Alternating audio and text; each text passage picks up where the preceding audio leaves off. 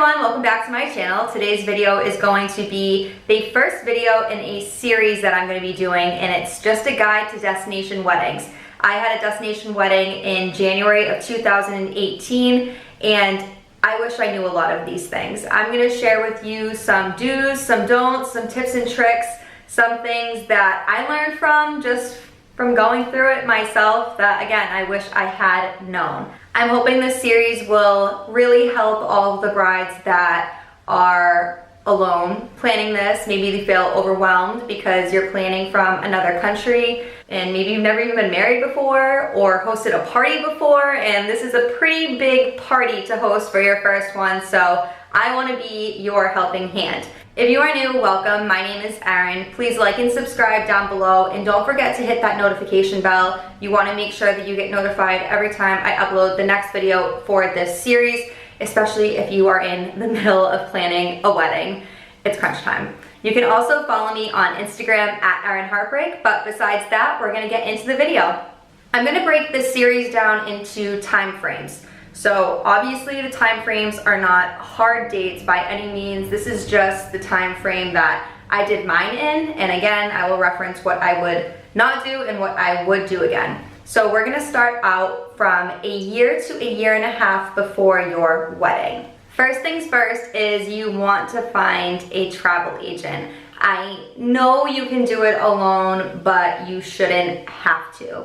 You're already planning a party, a wedding, a celebration, somewhere that is not where you're used to. It's not in your comfort zone.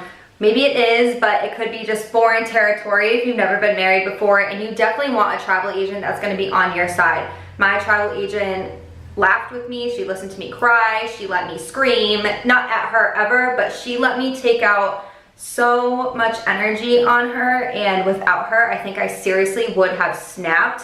She took care of flights from different countries, continents, states. I mean, she really handled it all, and she made sure that the most important people to us and that were really helping us with the wedding were taken care of at all times. Get a travel agent that is going to take care of you. I don't know how they get paid, honestly, but they're worth every single penny. I know 100% of the women that are watching this video definitely have a wedding Pinterest board.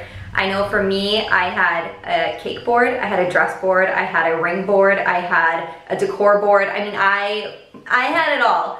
And you really, really want to utilize those boards. I want you to go through them, and I want you to just rip them apart. If you see a photo that you don't even like, if it's just, it's okay, delete it. I want you to be in love with every single photo, and I want you to be in love with all of your boards, because that's how you're gonna find your theme. If your boards are still all over the place, then there are so many quizzes online that you can take that'll help you find your theme. I know mine was just this like organic, girly, neutral, just lush garden feel is what I wanted. I had a lot of nudes, whites, golds, and blushes, and I just wanted to keep it super feminine and not forced in a way. I just wanted it to be easy, and that's definitely the theme that I stuck to throughout everything. The engagement photos, the wedding shower, our wedding, like everything was super fresh and girly and neutral, and I'm really happy that I did stick to that theme because it's something that I really loved. This will help you with the next couple items that I'm gonna mention, but join Facebook groups. So there are Facebook groups for every country, every resort, literally for every type of wedding. Join them all and see the photos that women post, read the reviews that they post from their wedding. I focus too much on my guests, and we put a deposit down, and once I saw the locations to pick from at the resort, I was so upset. So upset, and I called my travel agent crying because I'm dramatic, and we picked out a new resort immediately. So definitely do your research. I'm such an impulsive person, and I just wanted that part over with, and I really wish I had joined more groups and did a little bit more research, not just going on TripAdvisor and searching wedding in the reviews. Once you find your resort, you are definitely going to want to pick a date. I picked my date based on my husband's work schedule, and it still ended up screwing us, and we didn't have the best weather. So there are gonna be other factors that you think that you are working around that you're not. It's life, sweetheart. It's always gonna happen. So when you're picking a date, again, sit down with your significant other and really just work out all the pros and cons and do your research. So if you've been in the Facebook groups and you're narrowing down what country or what state you want to have your wedding in, do research on the weather in those months and really make that a factor. So we got married in January in Mexico, and the weather wasn't the best. It rained a lot more than I would have liked it to, but again, it was their winter. It wasn't the best, but we're going to Jamaica this January for our anniversary, and the weather is supposed to be beautiful in Jamaica in January. So definitely do your research and your due diligence on the weather and the time of the year, because that's going to be a huge factor for you and your guests, and you're spending a lot of money, honey. Once you have your date picked out and your location, you've probably narrowed it down to a resort, and you're going to need to put a deposit down. So learn from my mistake, do so much research on your resort before you decide on just one.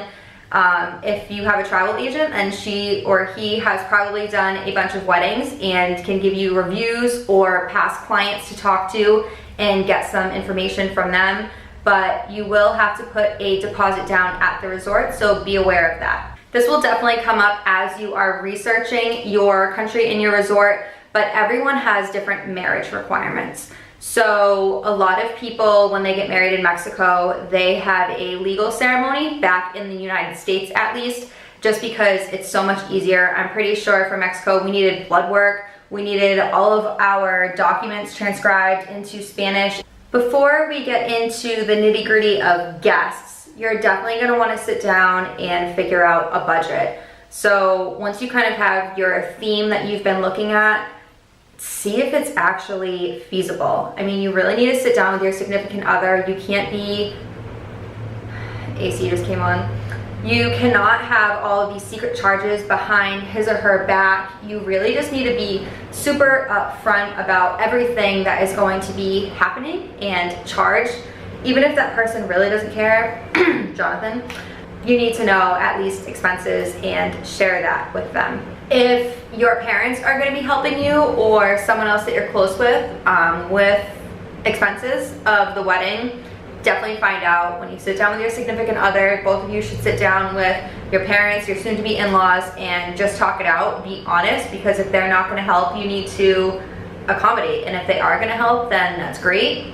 It doesn't mean that you need to spend the same amount of money. Just factor it into that number that you guys had already talked about. Cushion yourself, because there are going to be factors that you just weren't really prepared for. Kind of like when you build a house. There are all kinds of secrets that you didn't know about.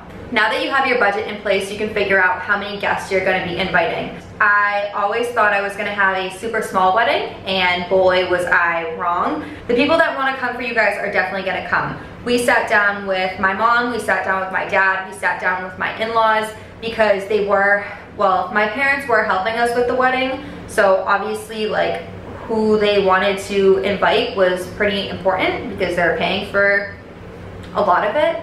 And we sat down with our in-laws obviously too, because my husband can't make a decision by himself to save his life, so I needed their help because I definitely had not met all of their family either. So it is important, especially if your parents are helping you, to just invite those people that they want invited. While you're going over the guest list, get the contact info. If you are being told to invite someone that you've never even met or spoken to or anything, get their address, because what are you gonna do? Message them on Facebook when you've never even said hi to them or been in the same like vicinity of them? No, if your parents or in-laws want them that bad, then they should be able to provide an address for you. And if not, then see ya. Like, can't be that important if they don't even know where you live. So that's definitely an easy way to kind of scoot some people off the guest list that you don't really want there. Since you now have your guest list, what you can do is block off rooms. What we did was we booked a lot of rooms. I think we invited like 177 people. I wanted 12 person wedding, by the way. So we invited 177 people, 55 people showed up, and every single room that we had blocked off was booked. And it makes it so much easier. And I know it's kind of scary because you're putting all of that money up front for your guests, but again, they will come, they will trickle in. Believe it or not, they are respectful of your time when you're planning the wedding. So it was definitely a lot easier to make sure that the people that you are inviting definitely have a space there at your resort with you. This is something that I wish I had done in this year to a year and a half time frame, but take engagement photos. When we sent out our save the dates, I got a lot of comments back from family members that they wish that Jonathan or myself had been on the save the date. I have a lot of family that lives all over the country. I wish I had engagement photos prior so that I could have included them on the save the date. I wanted to wait until summer because I thought, oh, I'll be tan, but guess what? They make self-tanner and tanning beds. So is it really that important to wait? It's not. You can have such beautiful photos any time of the year, so just get them done earlier rather than later. Even if I could go back in time, I still don't think I would do this, but it's a big day preview. The resort will give you a credit towards your wedding if you do a big day preview. I know for my resort, it was a $500 credit, and basically you come for like 2 days to the resort and you get to taste all the food, you get to see where your wedding will be, where your ceremony, where your reception, you get to meet with vendors, you just kind of get to have like a meet and greet basically. I don't know, my wedding definitely didn't turn out how I had envisioned it, and it was not because of any of the vendors, it was because of weather.